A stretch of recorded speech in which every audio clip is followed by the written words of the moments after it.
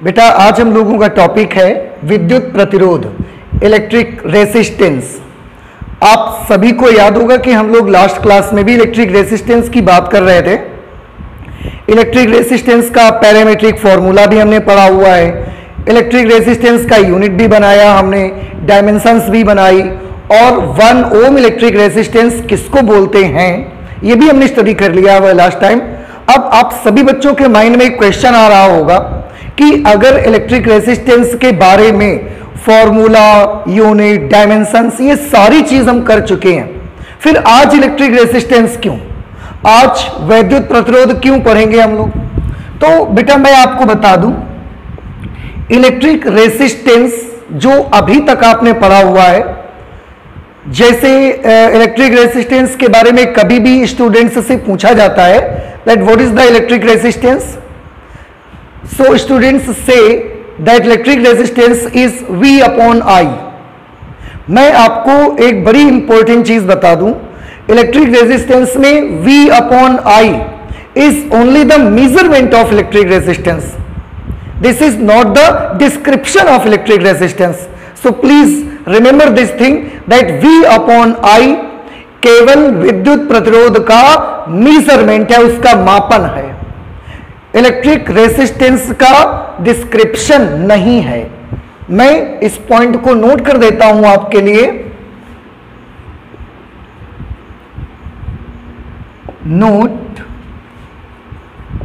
R is equal to V upon I is only the measurement of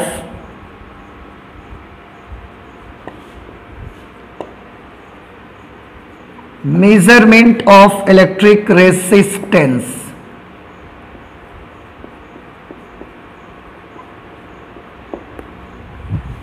It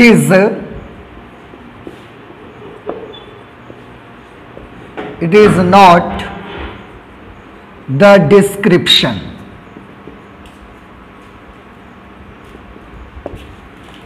description of electric resistance।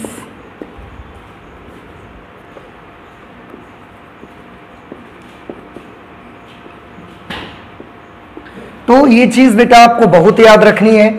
हमने भी अधिकतर देखा है कि जब भी बच्चों से कभी भी इस बारे में बात की जाती है या पूछा जाता है कि इलेक्ट्रिक रेसिस्टेंस क्या होता है, तो वो हमेशा ही R is equal to V upon I जवाब देते हैं, या बहुत ज्यादा होगा डेफिनेशन बता देते हैं कि किसी चालक तार के सिरों के बीच आरोपित किए गए विभवांतर तथा उसमें प्रवाहित धारा के अनुपात को इलेक्ट्रिक रेसिस्टेंस कहते हैं।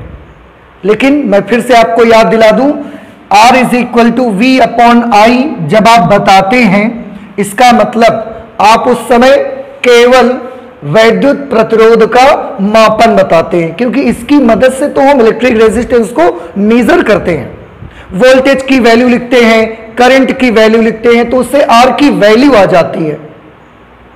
R का डिस्क्रिप्शन नहीं मिला हमको अभी भी, it is not the description of electric resistance, ये रेजिस्टेंस का डिस्क्रिप्शन नहीं देता।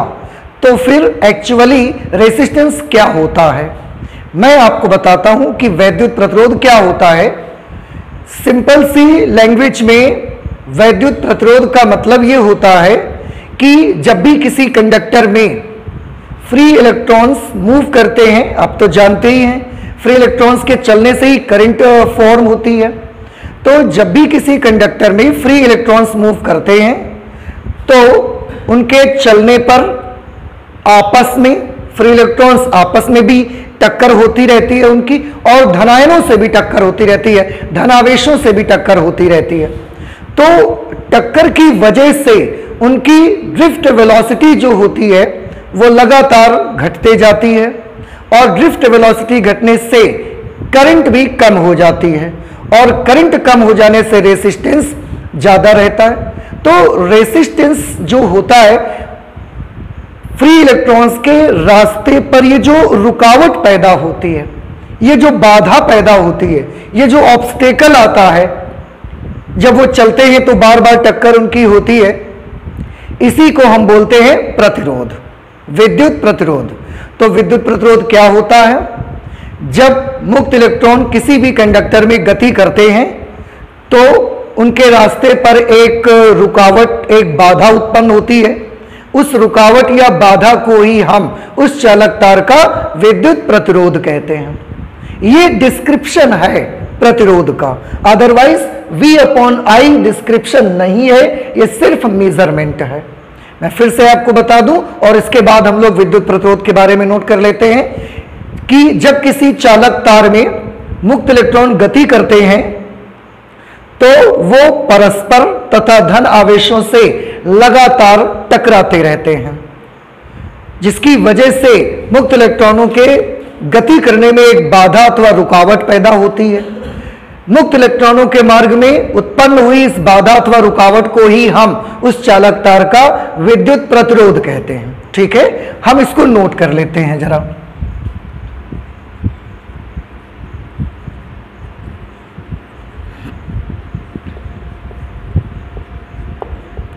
जब चालक तार में मुक्त इलेक्ट्रॉन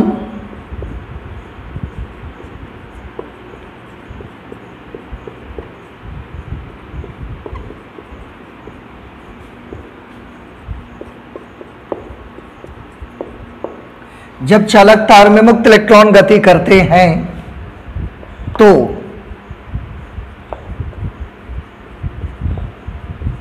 वे परस्पर तथा धनावेशों से, क्योंकि कंडक्टर के अंदर फ्री इलेक्ट्रॉन्स भी होते हैं और उसमें जिन परमाणुओं से इलेक्ट्रॉन अलग हो गए हैं वो वाले धनावेश भी होते हैं, परस्पर तथा धनावेशों से लगातार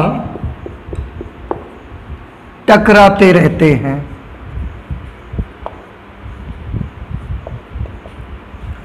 जब चालक तार में मुक्त इलेक्ट्रॉन गति करते हैं तो वे परस्पर तथा धनावेशों से लगातार टकराते रहते हैं। इस कारण मुक्त इलेक्ट्रॉनों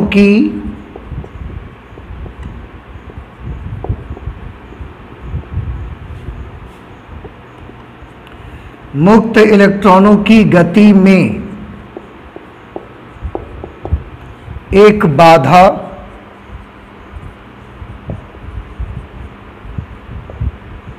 अथवा रुकावट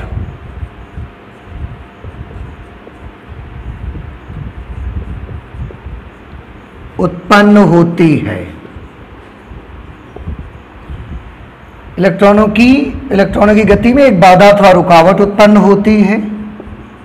इस बाधा अथवा रुकावट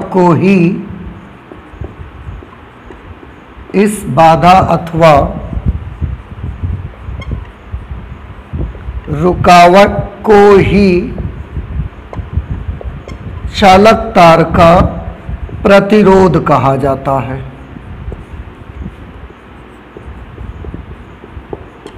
चालक तार का प्रतिरोध कहा जाता है। तो ये डिस्क्रिप्शन होता है कि फ्री इलेक्ट्रॉन्स के मार्ग में जो भी ऑब्स्टेकल क्रिएट होता है, जो भी रुकावट पैदा होती है, उस रुकावट को ही हम प्रतिरोध कहते हैं, रेसिस्टेंस कहते हैं। तो ये सभी बच्चों को याद रखना है, ये डिस्क्रिप्शन है। Otherwise V/I is only the measurement of resistance. अब एक चीज और कि ये जो प्रतिरोध होता है, ये प्रतिरोध किसकी प्रॉपर्टी होती है?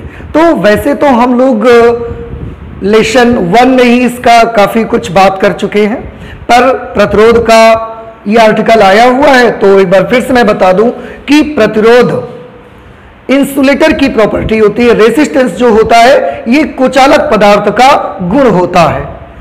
प्रतिरोध जितना ज्यादा होगा कुचालक पदार्थ उतना ही ज्यादा अच्छा माना जाता है। मैं इस बात को नोट कर देता हूं।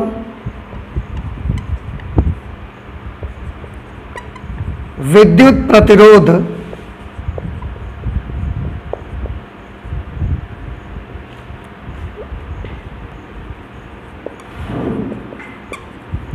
कुचालक, इट मीन्स इंसुलेटर्स। विद्युत प्रतिरोध कुचालक का गुण होता है। विद्युत प्रतिरोध कुचालक का गुण होता है। नंबर 1। नंबर 2, विद्युत प्रतिरोध जितना अधिक होगा, विद्युत प्रतिरोध जितना अधिक होगा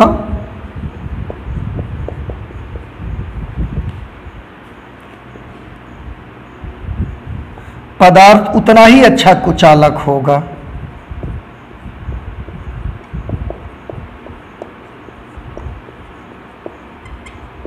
पदार्थ उतना ही अच्छा कुचालक होगा।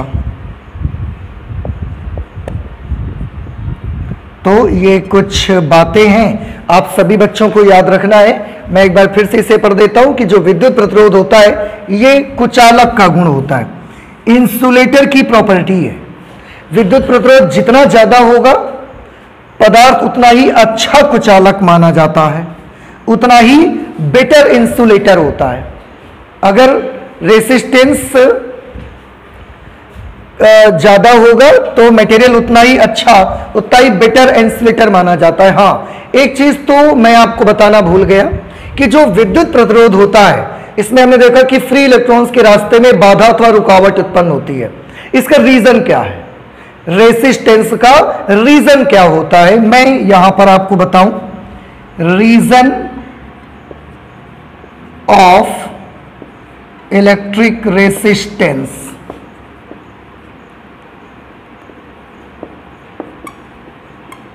Reason of electric resistance.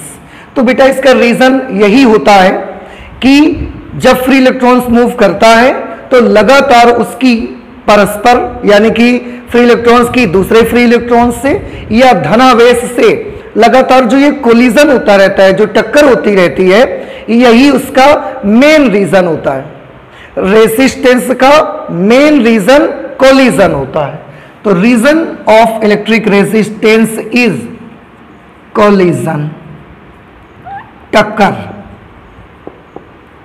Collision. और ये टक्कर किसकी? आंसर है फ्री इलेक्ट्रॉन की दूसरे फ्री इलेक्ट्रॉन से या फ्री इलेक्ट्रॉन की धनावेश से। So please remember this very important thing, that what is the reason of electric resistance. विद्युत प्रतिरोध का मेन रीजन कोलिजन ही होता है। अब आप ये कह सकते हैं कि सर अभी पिछली क्लास में हमको बताया गया है कि जब भी किसी मेटल का हम टेम्परेचर इंक्रीज करते हैं तो उसका रेसिस्टेंस कम हो जाता है। तो ये तो टेम्परेचर भी उसका रीजन हो सकता है, तो फिर आपने कोलिजन क्यों लिखा हुआ है? तो बेटा बहुत सिंपल सी चीज है। मैं आपको एक और बात बता दूं कि आप कोई भी चेंज करिए, कोई भी बदलाव करेंगे, सबसे पहले कोलिजन में चेंज आएगा और कोलिजन की वजह से बाधा पैदा होगी, रुकावट पैदा होगी और रेसिस्टेंस चेंज हो जाएगा। जैसे टेम्परेचर जब आप इंक्रीज करते हैं तो टेम्परेचर इंक्रीज करने से हर फ्री इलेक्ट्रॉन की थर्मल एनर्जी, ऊष्मीय ऊर्जा बढ़ेगी। थर्मल एनर्जी बढ़ने से, जब थर्मल एनर्जी बढ़ेगी तो उनकी थर्मल स्पीड बढ़ जाएगी। थर्मल स्पीड बढ़ जाएगी जिससे उनकी टक्कर बड़ी जल्दी जल्दी होगी। टक्कर बहुत जल्दी जल्दी होगी तो अगर अभी पर सेकेंड अभी 10 कोलिजन्स होते थे तो टेम्परेचर बढ़ाने से एनर्जी बढ़ जाएगी और एनर्जी बढ़ने से पर सेकेंड अब 50 कोलिजन होना स्टार्ट हो जाएंगे, क्योंकि स्पीड बढ़ गई और बड़ी जल्दी जल्दी वो चलना शुरू कर देंगे। तो उससे भी क्या बढ़ी? कोलिजन्स बढ़ गए। कोलिजन्स बढ़ गए तो बाधा पैदा हुई, रुकावट पैदा हुई और फिर से क्या बढ़ गया? इलेक्ट्रिक रेजिस्टेंस बढ़ गया। तो सबके जो मेटल में इलेक्ट्रिक रेजिस्टेंस होता है उसके पीछे का मेन रीजन कोलिजन ही है, उनकी टक्कर ही है आपस की। तो ये है इलेक्ट्रिक रेजिस्टेंस का डिस्क्रिप्शन, उसके बारे में कुछ बातें। जैसे इलेक्ट्रिक रेजिस्टेंस का प्रतिरोध जितना अधिक होगा पदार्थ उतना ही अच्छा कुचालक माना जाता है। रेजिस्टेंस जैसे अभी आपने देखा टेम्परेचर मेटल का अगर बढ़ाते हैं तो उससे रेजिस्टेंस कम हो जाता है। क्यों? क्योंकि उसके पीछे का सीक्रेट भी यही है कि कोलिजन्स बढ़ जाते हैं। तो जितना अच्छा आप जितना ज्यादा रेजिस्टेंस होगा पदार्थ उतना अच्छा कुचालक माना जाएगा। और इंसुलेटर्स की हमको हमारी लाइफ में बहुत जरूरत है, हमारी लाइफ में इंसुलेटर्स की बहुत जरूरत है। आप देखें हम अपने घरों के स्विच ऑन और ऑफ करते हैं तो हम सीधे जो हमारे टॉगल स्विच होते हैं मैकेनिकल एक्शन से हम उनको ऑन ऑफ करते हैं। तो जब हम जाते हैं अपनी उंगली रख के उसको ऑन या ऑफ करते हैं और हम चाहते हैं कि उसके अंदर जो मेटल लगी हुई है उसमें बहुत सारा चार्ज है, उसमें बहुत सारी करंट है। अगर मेरा हाथ डायरेक्ट उस कंडक्टर में टच हो जाएगा हमें शॉक लगेगा, हमें झटका लगेगा। हम चाहते हैं हमें झटका मत लगे, इसलिए हमने क्या लगा के रखा है, उस कंडक्टर और अपनी उंगली के बीच में एक इंसुलेटर लगा के रखा है। वो चीनी मिट्टी का इंसुलेटर है या किसी और मटेरियल का बना हुआ है, लेकिन ऐसे मटेरियल का बना है जिसका रेजिस्टेंस बहुत ज्यादा है, क्योंकि जब रेजिस्टेंस बहुत ज्यादा होगा तो वो अच्छा इंसुलेटर होगा। अच्छा इंसुलेटर होगा फिर हम स्विच ऑन करेंगे, हमारे हाथ को करंट नहीं लगेगी, शॉक नहीं लगेगा। हम इलेक्ट्रिक प्रेस लेते हैं, विद्युत इस्त्री आप पढ़ के आए हैं। विद्युत इस्त्री में हम उसका हैंडल पकड़ करके कपड़ों में प्रेस करते हैं। तो जब कपड़ों में प्रेस करते हैं तो हम चाहते हैं कि प्रेस से और हैंडल में करंट नहीं आनी चाहिए, तो हमने हैंडल में भी एक अच्छा इंसुलेटर लगा के रखा हुआ है। ऐसा बहुत सारी जगहों पर आपने देखा होगा, आप बाहर निकलते हैं घर से, आपने देखा होगा बहुत सारे पोल्स लगे हैं इलेक्ट्रिसिटी के। उन इलेक्ट्रिसिटी के पोल्स में आप कभी भी देखें ऊपर साइड में ब्लैक कलर के इंसुलेटर्स लगे होते हैं। पोल लगा होता है, ब्लैक कलर के इंसुलेटर लगे होते हैं और इंसुलेटर से होते हुए वो वायर जाती है। ऐसा क्यों? क्योंकि अगर इंसुलेटर नहीं होगा, वायर को सीधे हम पोल में ऐसा लगा देंगे तो जो चार्जेस हमारे पावर हाउस से ऐसे आ रहे हैं वो पोल जब लगा देंगे तो पोल में से होकर अर्थ में चले जाएंगे और हमारे घर में करंट नहीं आएगी। हम चाहते हैं कि वो करंट अर्थ पे मत जाए, because the ultimate target of charges is earth. वो अर्थ पे हमेशा जाना चाहते हैं। तो हम क्या करते हैं, जो पावर हाउस से तार आती है उस तार के बीच में, और पोल क्यों लगाते हैं? क्योंकि पावर हाउस हमसे बहुत दूर है, हमसे 200 किलोमीटर दूर है, 250 किलोमीटर दूर है। तो उतनी दूर से हम एक तार अगर लगाएंगे और बीच में कोई पोल नहीं होगा तो वो तार ऐसे डिप कर जाएगी, टेढ़ी हो जाएगी वो तार, और हमें उसको रोकना काफी मुश्किल हो जाएगा। इसलिए जगह जगह पर हम पोल लगा के उस वायर को स्ट्रेट रखना चाहते हैं। अब ये वायर में से हमने ऐसा पोल लगा देंगे तो अर्थ पर चला जाएगा चार्ज। तो हम क्या किया कि जो वायर आई, सबसे पहले उस वायर को हमने एक इंसुलेटर में बांधा। इंसुलेटर में बांधने के बाद पोल में उसको हमने साध दिया। अब क्या होगा, क्या प्रॉफिट होगा, क्या बेनिफिट हुआ कि जब हमने वायर को इंसुलेटर में बांधा उसके बाद हमने पोल से उसको कनेक्ट किया, तो इंसुलेटर्स में बांधने से ये बेनिफिट होगा कि इंसुलेटर चार्ज को अपने अंदर से चल के नहीं आने देंगे। तो जो पोल्स हमारे हैं, जैसे ये पोल हमारे पास है और इस पोल में यहां पर हमने ऐसे इंसुलेटर्स लगाए हैं, ब्लैक कलर के आपने देखे होंगे, चीनी मिट्टी के लगे होते हैं, और फिर इनमें से होकर हमारी तार ऐसे जाती है। अब इसमें करंट जा रही है, चार्जेस जा रहे हैं, ये इंसुलेटर लगे हुए हैं, इंसुलेटर्स लगे हैं। तो जब ये वायर जाती है तो यहां से करंट ऐसा पोल में नहीं आ पाती अब, और करंट और आगे चली जाती है। और अगर सीधे मैं इस वायर को पोल में ही बांध देता तो जो करंट यहां से आ रही थी, चार्जेस यहां से ऐसा चल के आ रहे थे, वो चार्जेस पोल में होकर के अर्थ में चले जाते और हमारे आगे जो हमारा घर बना हुआ है यहाँ पे, वहां पर करंट नहीं पहुंचती। इसलिए यहां पर इंसुलेटर लगा दिए जाते हैं ताकि करंट जो जाए वो बहुत दूर तक हम उसको पहुंचा सकें। सॉरी। इस तरह से इंसुलेटर बहुत जरूरी है हमारी जिंदगी के लिए। और सबसे अच्छा इंसुलेटर कौन? जिसका प्रतिरोध जितना ज्यादा होगा उतना ही अच्छा वो इंसुलेटर माना जाएगा। So this was about electric resistance and this is the description of electric resistance. आपको ये सभी बातें बहुत अच्छे से याद रखनी है। और रही बात इलेक्ट्रिक रेजिस्टेंस के बारे में, और भी चीजें वो हम पहले ही कर चुके हैं, फॉर्मूला कर चुके हैं, डायमेंशन, यूनिट, सारा कुछ हम कर चुके हैं। अब हम इसको इरेज करते हैं और चलते हैं विद्युत प्रतिरोध के आगे। मटेरियल के और भी कुछ कैरेक्टरिस्टिक्स हैं, उनको देखने के लिए हम चलेंगे। तो मैं इसको इरेज कर देता हूं यहां से। लेकिन आपको ये बहुत ध्यान रखना है, क्योंकि ये बहुत ही इंपॉर्टेंट चीज है। कभी भी कोई भी पूछता है इलेक्ट्रिक रेजिस्टेंस क्या है होता है, तो आप V/I मत बताइए। आप बताइए कि जब भी कभी चालक तार में आवेश मूव करता है तो उसके रास्ते पर एक बाधा, एक रुकावट पैदा होती है। इसी को हम चालक तार का प्रतिरोध कहते हैं।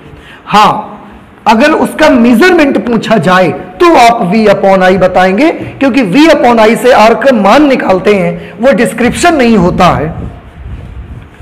और रेजिस्टेंस का रीजन क्या है? तो रेजिस्टेंस का रीजन होता है कोलिजन्स, टक्कर। जितनी ज्यादा टक्करें होंगी रेजिस्टेंस उतना ही ज्यादा होगा, और रेजिस्टेंस जितना ज्यादा होगा करंट जो रास्ते में फ्लो होगी कंडक्टर में, करंट उतनी कम हो जाएगी। ओके, इसके बाद हम लोग जो नेक्स्ट आर्टिकल लेने चल रहे हैं उसका नाम है स्पेसिफिक रेजिस्टेंस।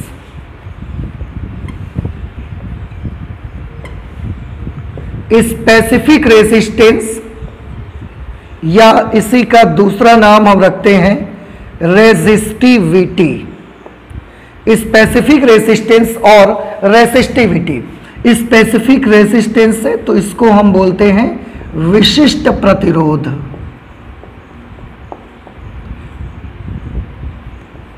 और रेजिस्टिविटी या इसी का एक दूसरा नाम भी हमने रखा प्रतिरोधकता। अब ये क्या चीज होती है, इसको हमें स्टडी करना है। तो एक नया नाम हमारे सामने, विशिष्ट प्रतिरोध या प्रतिरोधकता, स्पेसिफिक रेजिस्टेंस और रेजिस्टिविटी। अभी अभी हमने रेजिस्टेंस को देखा है, प्रतिरोध को देखा हुआ है। प्रतिरोध में हमने कुछ बातें गौर की।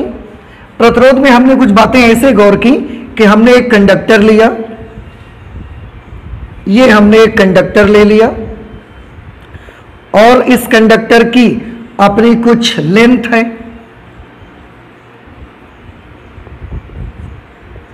और इस कंडक्टर का अपना कुछ एरिया ऑफ क्रॉस सेक्शन है। हमने क्या देखा, हमने इसमें थोड़े से वेरिएशंस किए, थोड़े से परिवर्तन, थोड़े से चेंजेस किए।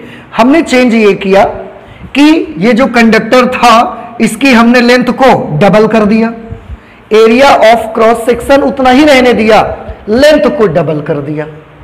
अब हमने क्या देखा कि एरिया ऑफ क्रॉस सेक्शन तो उतना ही है, पर लेंथ को हमने डबल कर दिया, तो रेजिस्टेंस भी डबल हो गया। हमने देखा कि एरिया ऑफ क्रॉस सेक्शन उतना ही है, लेंथ को हमने 5 टाइम्स इंक्रीज कर दिया, 5 टाइम्स उसको बढ़ा दिया, क्रॉस सेक्शनल एरिया उतना ही रखा, लेंथ को 5 गुना कर दिया। तो हमने क्या देखा कि रेजिस्टेंस भी 5 गुना हो गया। तो हम एक चीज समझ पाए कि लेंथ को हम जितने गुना इंक्रीज करते हैं, रेजिस्टेंस भी उतने ही गुना इंक्रीज हो जाता है। अब आप समझ सकते हैं कि लंबाई को जितने गुना बढ़ाते हैं, प्रतिरोध भी उतने ही गुना बढ़ जाता है। तो प्रतिरोध का लंबाई के साथ क्या रिलेशन है? बहुत सिंपल सा रिलेशन है, अनुक्रमानुपात का रिलेशन है, क्योंकि जितने गुनी लंबाई आप बढ़ाते हैं उतने ही गुना प्रतिरोध बढ़ जाता है।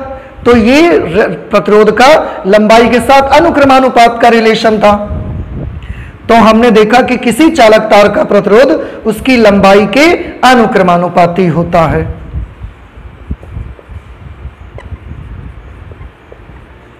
किसी चालक तार का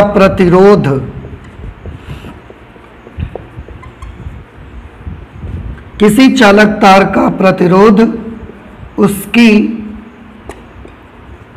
लंबाई के अनुक्रमानुपाती होता है। ये हमने गौर किया। तो इसका क्या मतलब हुआ? R will be directly proportional to L, क्योंकि प्रतिरोध लंबाई के अनुक्रमानुपाती होता है। अच्छा, और प्रतिरोध हम कैसे कैलकुलेट करते थे? वही हमारा मेथड। जिस भी कंडक्टर का प्रतिरोध कैलकुलेट करना है, उसके दोनों सिरों के बीच आप विभवांतर लगाइए, बैटरी लगाइए, और उसमें बहने वाली करंट को मेजर कर लीजिए, फिर V/I करिए, आपको R मिल जाएगा। अब हमने एक और फिर छोटा सा वेरिएशन इसमें करके देखा। अब हमने इस बार लेंथ को चेंज नहीं किया, लेंथ उतनी ही रहने दी, इस बार हमने एरिया को चेंज किया। पहले जितना एरिया था लेंथ वही रहेगी, हम लेंथ को बदलेंगे नहीं। हमने जितना पहले इसका क्रॉस सेक्शनल एरिया था उसको हमने डबल कर दिया। अब हम क्या देखते हैं, फिर से हमने उसमें बैटरी लगाई, उसमें पोटेंशियल डिफरेंस मेजर किया, करंट मेजर किया, V upon I resistance find किया सॉरी, और हमने देखा कि लेंथ जब हमने उतनी ही रखी पर एरिया हमने डबल कर दिया, तो अब जब उसका रेसिस्टेंस आया तो वो रेसिस्टेंस पहले के रेसिस्टेंस से आधा हो गया, हाफ हो गया, 1/2 हो गया। मींस लेंथ उतनी ही, area of cross section double करने से रेसिस्टेंस आधा हो गया, 1/2 हो गया। हमने और एरिया बढ़ा दिया, उसका 3 टाइम्स इंक्रीज कर दिया। अब हमने देखा कि पहले से उसका रेसिस्टेंस 1/3 रह जाता है, घट जाता है। 5 टाइम्स एरिया इंक्रीज कर दिया तो रेसिस्टेंस 1/5 टाइम्स रह जाता है, 1/5 गुना कम हो जाता है। ये वाला कौन सा रिलेशन हो गया? तो अब हमको एक बात समझ में आई कि एरिया के साथ प्रतिरोध घटता है। एरिया 5 गुना करो, प्रतिरोध 1/5, एरिया डबल कर दो, प्रतिरोध 1/2 हो जाता है। इसका मतलब है क्षेत्रफल के साथ इसका व्युत्क्रमानुपात का रिलेशन है, इसका रेसिप्रोकल रिलेशन है इसके साथ में। तो हम इसको भी नोट कर सकते हैं। किसी चालक तार का प्रतिरोध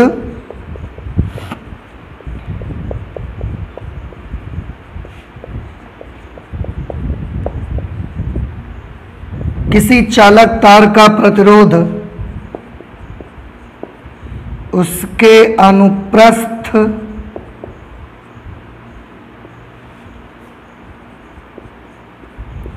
काट के क्षेत्रफल, किसी चालक तार का प्रतिरोध उसके अनुप्रस्थ काट के क्षेत्रफल के विलोमानुपाती होता है, क्योंकि एरिया बढ़ाने से प्रतिरोध घट जाता है और उतने ही गुना घटता है जितने गुना आप एरिया बढ़ाते हैं, विलोमानुपाती होता है। ये चीजें हमने प्रतिरोध को मेजरमेंट कर करके देखा। It means R will be inversely proportional to A।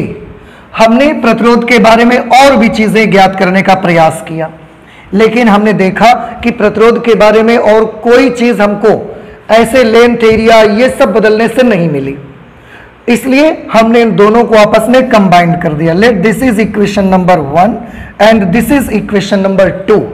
हम समीकरण 1 व समीकरण 2 को कंबाइंड कर देते हैं।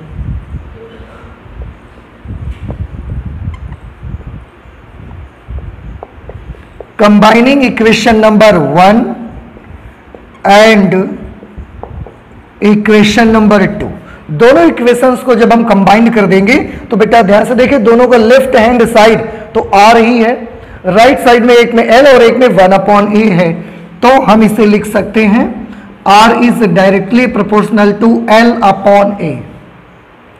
ठीक है, आप यहां से देख सकते हैं।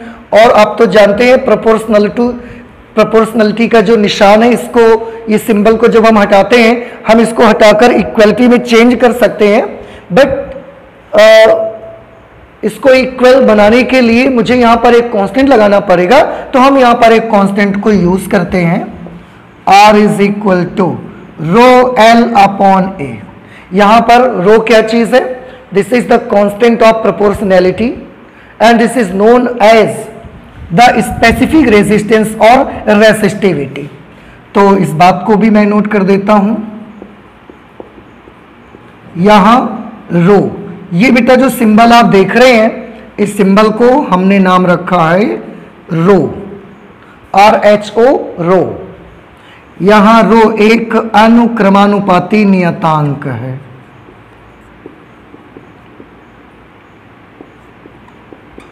अनुक्रमानुपाती नियतांक है।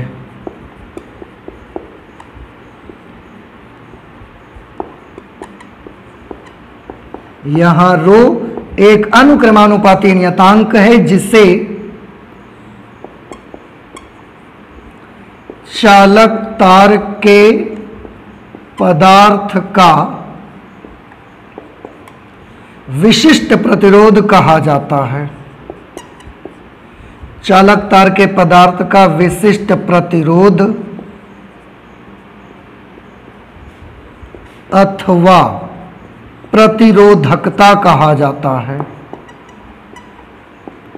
अथवा प्रतिरोधकता कहा जाता है।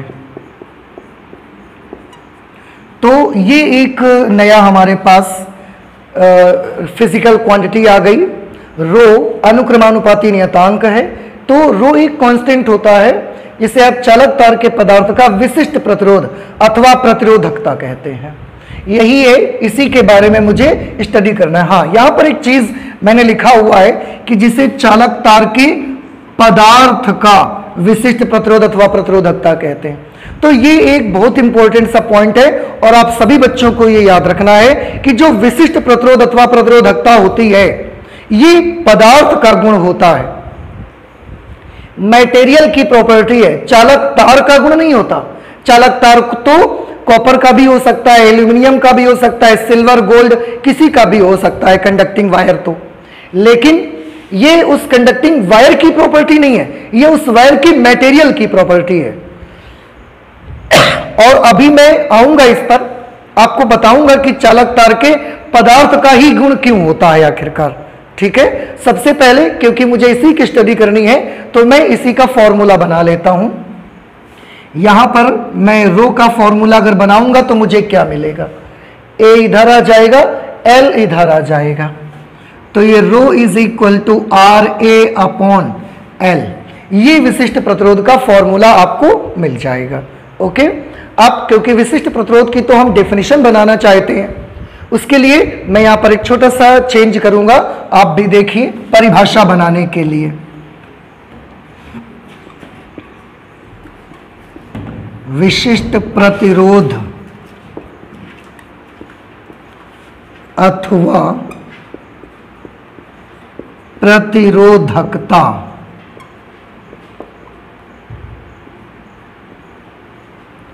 की परिभाषा।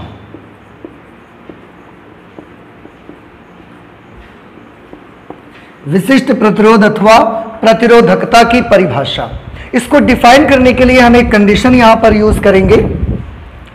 क्या कंडीशन यूज करेंगे, if A is equal to 1 metre square, यानी कि हमने एरिया ऑफ क्रॉस सेक्शन कितना ले लिया, unit 1 metre square, and L is equal to 1 metre, और हमने चालक तार की जो लंबाई है उसको भी 1 मीटर ले लिया। ऐसी सिचुएशन पे रो की वैल्यू कितनी आएगी, आप इस फॉर्मूले से ध्यान से देखें। एरिया ऑफ क्रॉस सेक्शन भी 1 कर लिया हमने, लेंथ कंडक्टर की 1 कर लिया हमने, तो ये भी 1 हो गया, ये भी 1 हो गया, 1 अपॉन 1 1 आएगा, 1 को r से मल्टीप्लाई करेंगे r आ जाएगा। इसका मतलब ये हुआ कि जो विशिष्ट प्रतिरोध होता है, किसी भी पदार्थ का विशिष्ट प्रतिरोध उस पदार्थ के चालक तार के प्रतिरोध के बराबर होता है, लेकिन शर्त है, क्या शर्त है कि उसके अनुप्रस्थ काट का क्षेत्रफल 1 होना चाहिए, उसकी लंबाई भी 1 होनी चाहिए।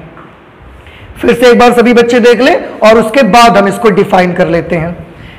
मैं बता दूं कि किसी भी पदार्थ का विशिष्ट प्रतिरोध उस पदार्थ के बने चालक तार के प्रतिरोध के बराबर होता है, लेकिन कब ऐसा होता है, ऐसा बेटा तब होता है जब उस चालक तार का एरिया, उसका एरिया ऑफ क्रॉस सेक्शन 1 हो और उसकी लेंथ भी 1 हो। तो अगर आपके पास एक कंडक्टर है, किसी पदार्थ का, कॉपर का कंडक्टर है, ध्यान से इस बात को समझिएगा, आपके पास एक कॉपर का कंडक्टर है, उसकी लेंथ 1 मीटर है, उसका area of cross section 1 metre square है। इसके बाद आपने उसके दोनों सिरों पर बैटरी लगाई और इसका पोटेंशियल डिफरेंस V मेजर कर लिया, इसमें बहने वाली करंट को I को मेजर कर लिया और V अपॉन I करके क्या निकाल लिया, R निकाल लिया। तो क्योंकि इसकी लेंथ भी 1 है, एरिया ऑफ क्रॉस सेक्शन भी 1 है और इसका R आपने निकाल लिया, ऐसी सिचुएशन पे जो भी R की वैल्यू होगी वो उस कॉपर का, उस तार का नहीं, वो तार जिससे बना हुआ है उस कॉपर का स्पेसिफिक रेसिस्टेंस होगा या रेसिस्टिविटी होगी। ऐसे ही अगर आप एल्यूमिनियम की रेसिस्टिविटी फाइंड करना चाहते हैं, एल्यूमिनियम का स्पेसिफिक रेसिस्टेंस फाइंड करना चाहते हैं, तो एल्यूमिनियम का वायर लीजिए, लेकिन कितना लंबा, 1 मीटर। कितना area of cross section, 1 metre square. ऐसा लेने के बाद आप उसके दोनों सिरों के बीच एक बैटरी लगाइए, उसका पोटेंशियल डिफरेंस V मेजर करिए, फ्लो होने वाली करंट को मेजर करिए, फिर V अपॉन I करने से क्या मिल जाएगा, R मिल जाएगा। वो जो R होगा, क्योंकि लेंथ और एरिया तो हम पहले ही 1 कर चुके हैं, अब इसका जो R आएगा वही इस तार का नहीं बल्कि एल्यूमिनियम का, क्योंकि तार हमने एल्यूमिनियम का लिया, एल्यूमिनियम का विशिष्ट प्रतिरोध कहा जाएगा। तो ये छोटी सी बात है, आपको ध्यान रखना है। अब हम चाहें तो परिभाषा बना सकते हैं कि किसी पदार्थ का विशिष्ट प्रतिरोध उस पदार्थ के 1 मीटर लंबे तथा 1 मीटर स्क्वायर अनुप्रस्थ काट के क्षेत्रफल वाले चालक तार के प्रतिरोध के बराबर होता है। यही तो यहां आया कि जो विशिष्ट प्रतिरोध है वो प्रतिरोध के बराबर होता है, लेकिन एरिया ऑफ क्रॉस सेक्शन 1 हो, लेंथ भी उसकी 1 होनी चाहिए। इसलिए हमने परिभाषा बनाई कि किसी पदार्थ का विशिष्ट प्रतिरोध उस पदार्थ के 1 मीटर लंबे तथा 1 मीटर स्क्वायर अनुप्रस्थ काट के क्षेत्रफल वाले चालक तार के प्रतिरोध के बराबर होता है। तो ये विशिष्ट प्रतिरोध के बारे में परिभाषा हो गई। अब यहां से मैं इसको हटा देता हूं। अब हम चलते हैं कि क्योंकि रो का हमने एक फॉर्मूला देखा RA/L। मैं एक चीज और आपको बता दूं, जो रो होता है, ये रो R का एक पार्ट है। रो जो है विशिष्ट प्रतिरोध, ये प्रतिरोध का एक पार्ट होता है। और किसी भी कंडक्टर के मटेरियल का एक बार अगर आपने रो निकाल लिया है, तो क्योंकि वो पदार्थ का विशिष्ट प्रतिरोध होता है, तो फिर रो तब तक नहीं बदलेगा जब तक आप मटेरियल नहीं चेंज कर देते हैं। क्योंकि विशिष्ट प्रतिरोध मटेरियल का होता है, मेटल का होता है, वो किसी कंडक्टर का नहीं होता। क्योंकि विशिष्ट प्रतिरोध के बारे में हमने जो अभी अभी एक फॉर्मूला पढ़ा, और इससे पहले हम R के फॉर्मूले भी पढ़ चुके हैं पैरामीटर्स के टर्म्स में, तो हम विशिष्ट प्रतिरोध का एक फॉर्मूला फाइंड आउट करना चाहते हैं। We know that R का एक फॉर्मूला बेटा अभी लास्ट क्लास में ही आपने पढ़ा हुआ है। क्या पढ़ा हुआ था, ml/ne²a/τ, जब आपने ओम्स लॉ को प्रूव किया हुआ था। तो R का ये जो फॉर्मूला पढ़ा हुआ है, हम रो का फॉर्मूला अब निकालना चाहते हैं। इसलिए किसी पदार्थ का विशिष्ट प्रतिरोध, किसी पदार्थ का विशिष्ट प्रतिरोध, किसी पदार्थ का विशिष्ट प्रतिरोध क्या फॉर्मूला होगा, फॉर्मूला होगा R/A/L। R की जगह पर ये वैल्यू अप्लाई कर देते हैं, तो ml/ne²a/τ, ये तो R की जगह मैंने लिख दिया, इंटू A/L हमने यहां पर कर दिया। अब इसको सॉल्व कर लीजिए, L से L कैंसिल हो गया, A से A कैंसिल हो गया। विशिष्ट प्रतिरोध रो का जो फॉर्मूला बनेगा वो मिला m/ne²τ। m/ne²τ ये विशिष्ट प्रतिरोध का प्राचल के पदों में सूत्र है। मैं यहां पर नोट कर देता हूं, यह विशिष्ट प्रतिरोध अथवा प्रतिरोधकता का, विशिष्ट प्रतिरोध अथवा प्रतिरोधकता का प्राचल के पदों में सूत्र है।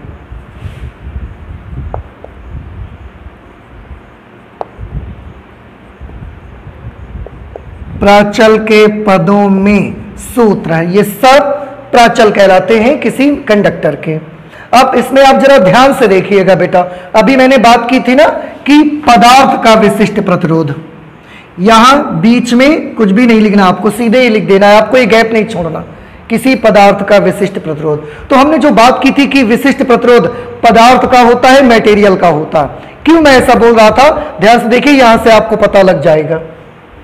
आप मुझे बताइए M और E, अभी लास्ट क्लास में ये आपने पढ़े हैं, M और E इलेक्ट्रॉन का द्रव्यमान है और ये इलेक्ट्रॉन का आवेश है। दोनों ही इलेक्ट्रॉन के लिए कांस्टेंट हैं और आप इन्हें टच नहीं कर सकते, आप इन्हें बिल्कुल बदल नहीं सकते। तो M और E तो कांस्टेंट हो गए। अगर हम कंडक्टर का टेम्परेचर चेंज नहीं करेंगे तो टाउ भी चेंज नहीं होगा। फिर जो रो होगा वो किस पर डिपेंड करेगा? जो रो होगा वो किस पर डिपेंड करेगा? आप सोचिए, M and E are the constants of electron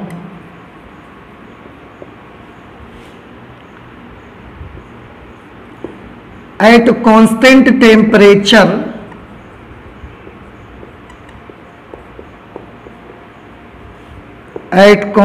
temperature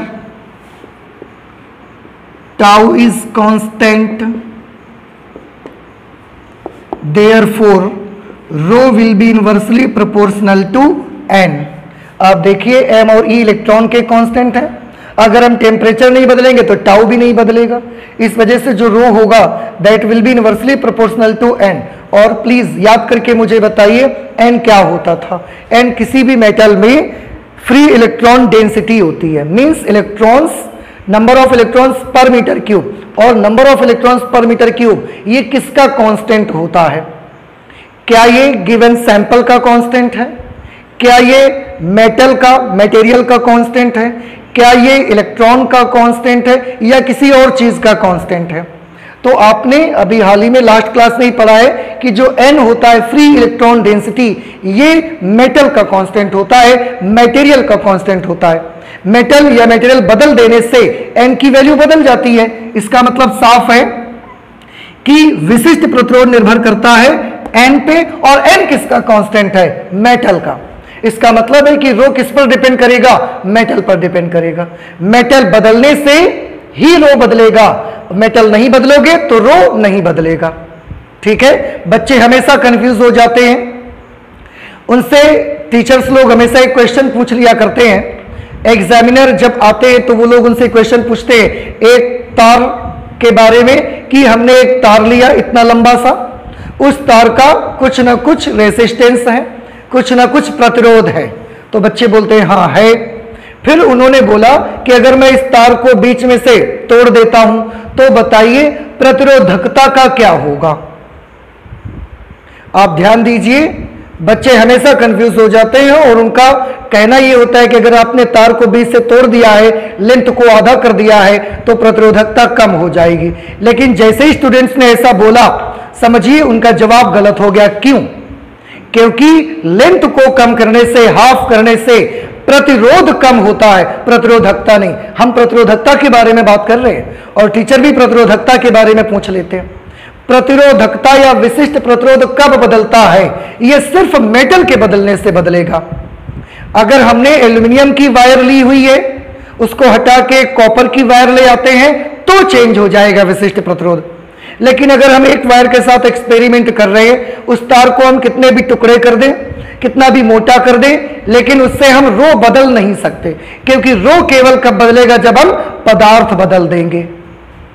तो स्टूडेंट्स को हमेशा ही याद रखना है कि जब भी उनसे कोई क्वेश्चन पूछता है कि एक हमने कॉपर का तार लिया, कॉपर के तार की लंबाई हमने आधी कर दी, लंबाई हमने 1/3 कर दी, तो प्रतिरोधकता पर क्या प्रभाव पड़ेगा? तो आपका जवाब क्या होना चाहिए कि लंबाई को बदलने से प्रतिरोधकता में कोई प्रभाव नहीं पड़ेगा। फिर हमने बोला तार को हमने मोटा कर दिया, अब बताइए प्रतिरोधकता पर क्या प्रभाव पड़ा?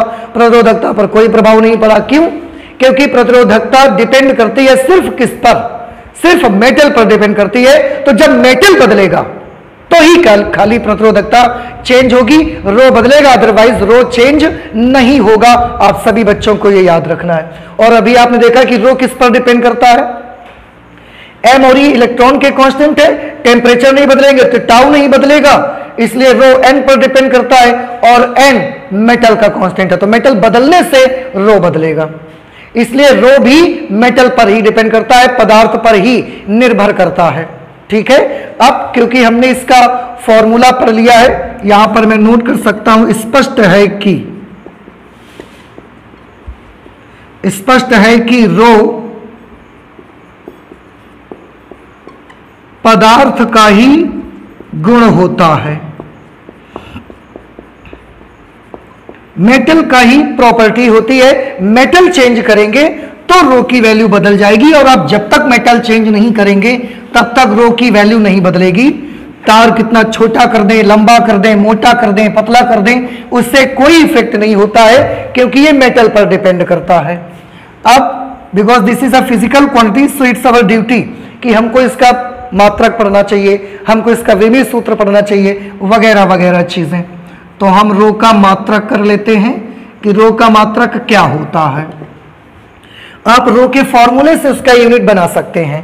रो का जो बेसिक फॉर्मूला अभी हमने पढ़ा था, वो बेसिक फॉर्मूला था rho is equal to R A upon L.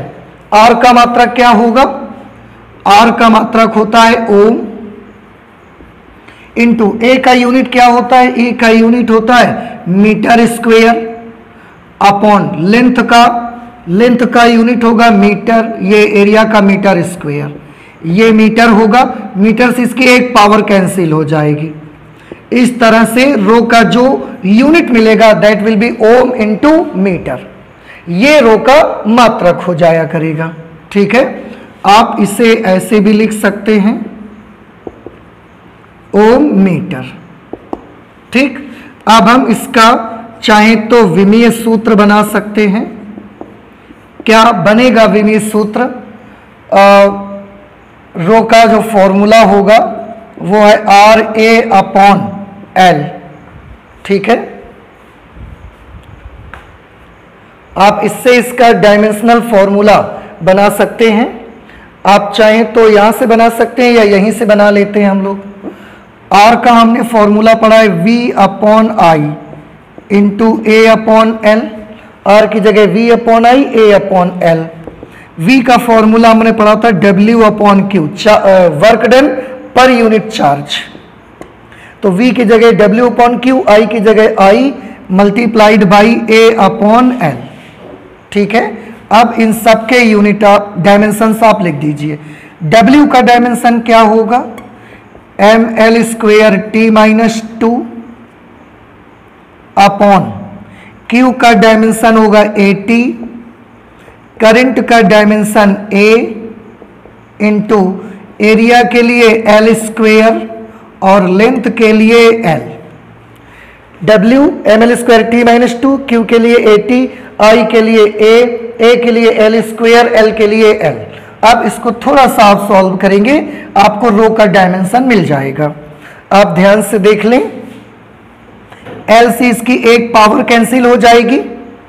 ठीक है, और तो कुछ कैंसिल होता नजर नहीं आ रहा है, तो हमने लिखा एम एल स्क्वेयर, और एल स्क्वेयर को इस एल से मल्टीप्लाई करवा देंगे तो ये हो जाएगा L3, M L three. T minus two ये है, एक टी नीचे से ऊपर आ जाएगा तो ये -3 हो जाएगा। M L three T minus three, A into A square हो गया, ऊपर लेके आएंगे तो ए माइनस टू। इस तरह से जो विशिष्ट प्रतिरोध होगा, जो आपका रो होगा, उसकी डायमेंशंस आएंगी ML3 T minus three A minus two. Okay, आप एक बार फिर से चेक कर सकते हैं। W M L square T minus two, Q A T, I के लिए A L square upon L. आप सॉल्व करेंगे M L cube T minus three A minus two. Okay, this will be the dimensions of rho, विशिष्ट प्रतिरोध की dimensions. विशिष्ट प्रतिरोध में हमने एक चीज देखी कि किसी भी पदार्थ का विशिष्ट प्रतिरोध आपको अगर चाहिए तो आपको क्या करना होगा। किसी भी पदार्थ का अगर आपको विशिष्ट प्रतिरोध चाहिए तो आप उसका एक ऐसा कंडक्टर लीजिए जिसकी लंबाई भी 1 मीटर हो, उसका एरिया ऑफ क्रॉस सेक्शन भी 1 हो, फिर उसके दोनों सिरों के बीच का प्रतिरोध नाप लें। जितना भी प्रतिरोध आएगा वही रो बन जाएगा। अभी हमने कुछ देर पहले देखा था कि एल भी 1 हो ए भी 1 होगा, फिर जितना आर की वैल्यू आएगी वही रो की वैल्यू होगी। यही तो आपने देखा है ना। अब आपको मैं एक चीज बताऊं, हम एक ऐसी फिगर को जानते हैं, एक ऐसा हम शेप जानते हैं जिसकी लेंथ भी 1 मीटर होगी और एरिया ऑफ क्रॉस सेक्शन भी उसका 1 होगा। उसको हम जानते हैं। अगर ऐसी चीज का हम प्रतिरोध निकाल लेते हैं दो विपरीत एंड्स के बीच में, तो वो जितना भी प्रतिरोध आएगा वही उस पदार्थ का क्या हो जाएगा, विशिष्ट प्रतिरोध। तो हमने किसी भी पदार्थ का विशिष्ट प्रतिरोध निकालने का एक बहुत आसान तरीका निकाल लिया। क्या आसान सा मेथड निकाला हमने। आप सभी बच्चे ध्यान से देखें, ये चीज आपको बहुत अच्छी लगेगी। हमने क्या किया, हमने एक यूनिट क्यूब ले लिया। यूनिट क्यूब क्या होता है, यूनिट क्यूब एक ऐसा क्यूब होता है जिसकी लेंथ, विड्थ, आपकी उसकी जो ब्रेड्थ होगी वो सब 1 1 1 होगी।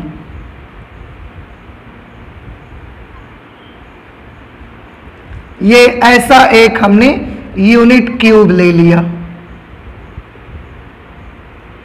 इस तरह से क्यूब को आप पहचानते ही हैं, ये हमने यहां पर यूनिट क्यूब लिया।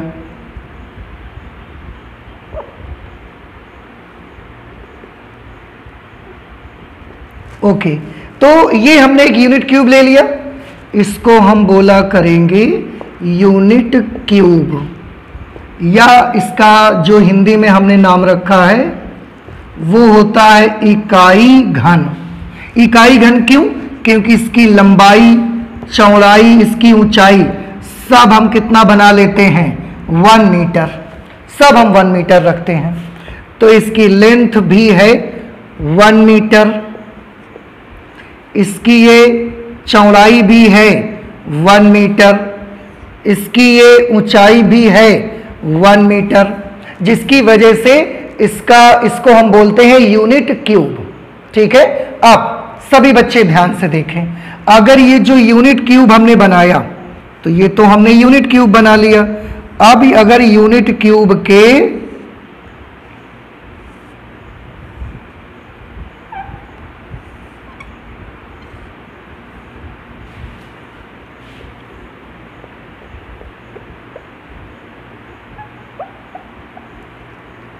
यूनिट क्यूब के जो अपोजिट फेसेस हैं, अगर आपके पास कोई भी यूनिट क्यूब है, मान लीजिए ये एक यूनिट क्यूब है आपके पास, अब इस यूनिट क्यूब का अपोजिट फेस, ये इसके अपोजिट है, ये इसके अपोजिट है, ये वाला पीछे वाले के अपोजिट है। कोई भी दो अपोजिट फेसेस ले लें हम और उनके यहां पर और यहां पर, इन दोनों को हम एक बैटरी से कनेक्ट करें, तो पोटेंशियल डिफरेंस दोनों फेसेस के बीच कितना आ जाएगा, V, और एक अमीटर लगा करके हम करंट को मेजर कर लें। पोटेंशियल डिफरेंस कितना लगाया, V, करंट हमने मेजर कर ली, आ गई I, और जैसे ही हम V अपॉन I करेंगे, इसका क्या मिल जाएगा, हमको प्रतिरोध मिल जाएगा। अब एक चीज ध्यान से देखिएगा, करंट जो यहां से ऐसे आएगी, ये एक फेस में कंडक्टर बंधा हुआ है, एक फेस में यहां पर कंडक्टर कनेक्ट है। करंट जब यहां से ऐसा चलेगी, उसको कितनी लंबाई पार करनी पड़ेगी, सोचिए थोड़ा सा। ये यूनिट क्यूब है, इसकी लेंथ 1 मीटर है, ये भी 1 मीटर है, ये भी 1 मीटर है, तो करंट को यहां से यहां तक में कितनी लेंथ पार करनी पड़ेगी, 1 मीटर। इसका एरिया ऑफ क्रॉस सेक्शन कितना होगा, क्योंकि ये भी 1 मीटर है, ये भी 1 मीटर, तो एरिया ऑफ क्रॉस सेक्शन भी तो 1 मीटर स्क्वायर हो गया। तो ये जो यूनिट क्यूब है, इसका area of cross section 1 metre square है, लेंथ 1 मीटर है। उस सिचुएशन पे इसकी विपरीत पृष्ठों के बीच जो भी प्रतिरोध आएगा वही तो क्या होगा, विशिष्ट प्रतिरोध होगा। किसका, इसके पदार्थ का। तो विशिष्ट प्रतिरोध निकालने का बेटा हमने एक और तरीका निकाल लिया कि जिस भी पदार्थ का आपको विशिष्ट प्रतिरोध चाहिए, उस पदार्थ का एक यूनिट क्यूब बनाइए। यूनिट क्यूब बनाने के बाद उसके दो विपरीत पृष्ठों के बीच आप प्रतिरोध को काउंट कर लीजिए, प्रतिरोध को आप कैलकुलेट कर लीजिए। जितना प्रतिरोध आएगा वही उस पदार्थ का विशिष्ट प्रतिरोध होगा, पदार्थ का, यूनिट क्यूब का नहीं, वो जिस मटेरियल से बना होगा। अगर आपको तांबे का विशिष्ट प्रतिरोध चाहिए तो तांबे का एक यूनिट क्यूब आप बना लीजिए और उसके दोनों विपरीत पृष्ठों के बीच में आप प्रतिरोध निकाल लीजिए। इस तरह से कैलकुलेट करके जो भी प्रतिरोध आएगा वही उस तांबे का विशिष्ट प्रतिरोध मिलेगा। क्यों? क्योंकि यूनिट क्यूब का एरिया 1 होता है और लेंथ 1 होती है, और जब लेंथ 1 हो, एरिया 1 हो, तो जो भी प्रतिरोध आता है वो विशिष्ट प्रतिरोध ही तो होता है। इसलिए ये हमारा एक बहुत आसान तरीका हो गया, और हम चाहें तो इसके हिसाब से भी, इसके अकॉर्डिंग भी हम विशिष्ट प्रतिरोध की एक परिभाषा बना सकते हैं। कैसे विशिष्ट प्रतिरोध की परिभाषा हम बनाएंगे? यहां पर लिख सकते हैं किसी पदार्थ का विशिष्ट प्रतिरोध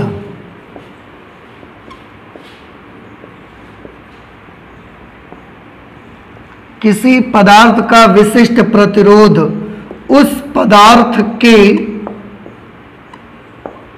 किसी पदार्थ का विशिष्ट प्रतिरोध उस पदार्थ के इकाई घन, मतलब इकाई घन उसी पदार्थ का बना होना चाहिए, उस पदार्थ के इकाई घन के किन्हीं दो विपरीत फलकों के बीच प्रतिरोध, किन्हीं दो फलकों के बीच प्रतिरोध R के बराबर होता है। ये आपके विशिष्ट प्रतिरोध के बारे में एक और परिभाषा हमने बना ली, बड़ी आसान सी। मैं फिर से एक बार 1 मिनट में आपको रिवाइज करा देता हूं इसके बारे में।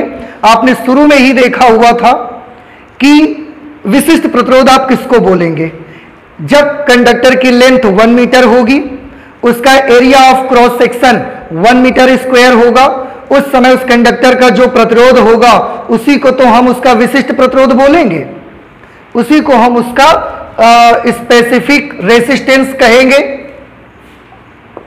ठीक है, उसी को हम उसका विशिष्ट प्रतिरोध बोलेंगे। और हमने जो यूनिट क्यूब बनाया है, उस यूनिट क्यूब में आप गौर करके देखें, इसकी लेंथ भी 1 मीटर है, एरिया ऑफ क्रॉस सेक्शन भी 1 मीटर स्क्वायर है। ऐसी सिचुएशन पे अगर इसके दो विपरीत फलकों के बीच प्रतिरोध निकाल लेंगे तो वही उसका विशिष्ट प्रतिरोध हो जाएगा। हां, अगर कोई ऑब्जेक्शन करके ये कहता है कि अगर हम यूनिट क्यूब के दो विपरीत फलकों के बीच का प्रतिरोध ना निकाल करके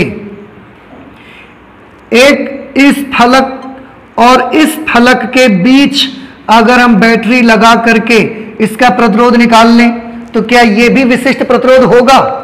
आंसर है, यह विशिष्ट प्रतिरोध नहीं होगा। क्यों? क्योंकि उस समय दोनों फलकों का एरिया ऑफ क्रॉस सेक्शन तो 1 मीटर स्क्वायर है, लेकिन क्या करंट का रास्ता जो है वो भी 1 मीटर लंबा है? ये ऐसा नहीं होगा। तो एरिया ऑफ क्रॉस सेक्शन तो 1 मीटर स्क्वायर इसका हो जाएगा, लेकिन लेंथ जो होगी वो 1 मीटर नहीं होगी, जिसकी वजह से अगर इसका हम प्रतिरोध निकाल भी लेंगे तो वो रो के बराबर नहीं आएगा। याद रखें। तो ये बड़ा आसान तरीका है किसी भी पदार्थ का विशिष्ट प्रतिरोध निकालने का। ठीक है, तो बेटा आज हम लोगों ने विशिष्ट प्रतिरोध के बारे में सारी स्टडी की है। स्पेसिफिक रेसिस्टेंस किसको कहते हैं, उसका यूनिट क्या होता है, डायमेंशंस क्या होती हैं, कैसे आप बड़ी आसानी से फाइंड आउट कर सकते हैं। तो आज हम अपनी फिजिक्स की क्लास में इतना ही रखते हैं। आगे और भी बहुत इंपॉर्टेंट और बहुत अच्छे आर्टिकल्स लेकर आएंगे, लेकिन उनको स्टडी करेंगे नेक्स्ट क्लास पे। तो चलते ही मिलते हैं अगले लेक्चर पे। Thank you.